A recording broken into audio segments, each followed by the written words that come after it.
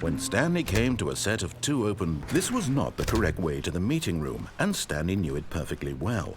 Perhaps he wanted to stop by the employee lounge first, just to admire it. Ah, yes, truly a room worth admiring. But eager to get back to business, Stanley took the first open door on his left. Stanley was so bad at following directions, it's incredible he wasn't fired years ago. Look, Stanley, I think perhaps we've gotten off on the wrong foot here. I'm not your enemy, really, I'm not. I realize that investing your trust in someone else can be difficult, but the fact is that the story has been about nothing but you all this time. There's someone you've been neglecting, Stanley. Someone you've forgotten about. Please, stop trying to make every decision by yourself. Now, I'm not asking for me, I'm asking for her. This is it, Stanley.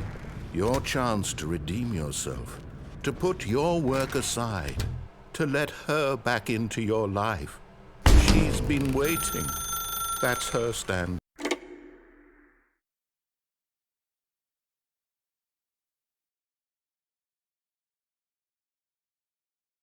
Oh, Stanley, is that you?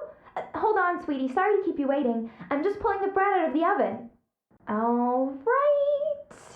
Okay, there we go. All right, now, I want you to come in and tell me all about your day. Gotcha! Oh, come on. Did you actually think you had a loving wife who'd want to commit their life to you? I'm trying to make a point here, Stanley. I'm trying to get you to see something. Come inside. Let me show you what's really going on here. This is a very sad story about the death of a man named Stanley. Stanley is quite a boring fellow. He has a job that demands nothing of him, and every button that he pushes is a reminder of the inconsequential nature of his existence. Look at him there, pushing buttons, doing exactly what he's told to do. Now he's pushing a button. Now he's eating lunch. Now he's going home. Now he's coming back to work. One might even feel sorry for him, except that he's chosen this life. But in his mind, he can go on fantastic adventures. From behind his desk, Stanley dreamed of wild expeditions into the unknown, fantastic discoveries of new lands. It was wonderful, and each day that he returned to work was a reminder that none of it would ever happen to him. And so he began to fantasize about his own job. First, he imagined that one day while at work, he stepped up from his desk to realize that all of his co-workers, his boss, everyone in the building had suddenly vanished off the face of the earth. The thought excited him terribly. So he went further. He imagined that he came to two open doors and that he could go through either. At last, choice. It barely even mattered what lay behind each door.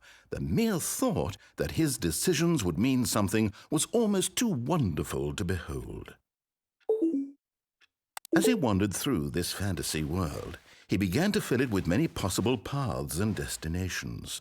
Down one path lay an enormous round room with monitors and mind controls. And down another was a yellow line that weaved in many directions. And down another was a game with a baby. And he called it the Stanley Parable. It was such a wonderful fantasy, and so in his head he relived it again, and then again, and again, over and over, wishing beyond hope that it would never end, that he might always feel this free.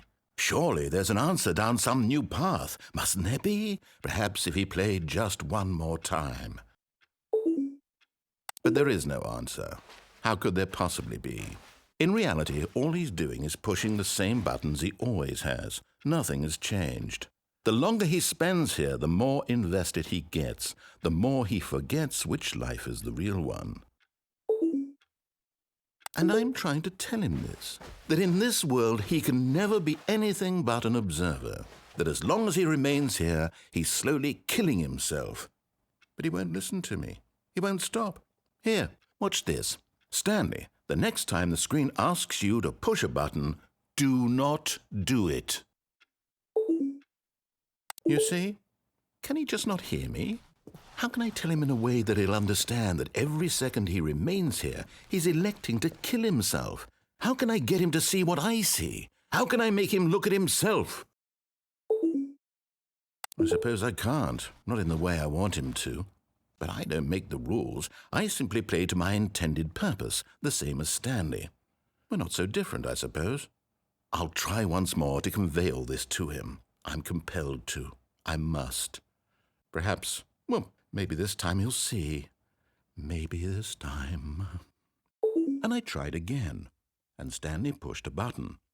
And I tried again, and Stanley pushed a button. And I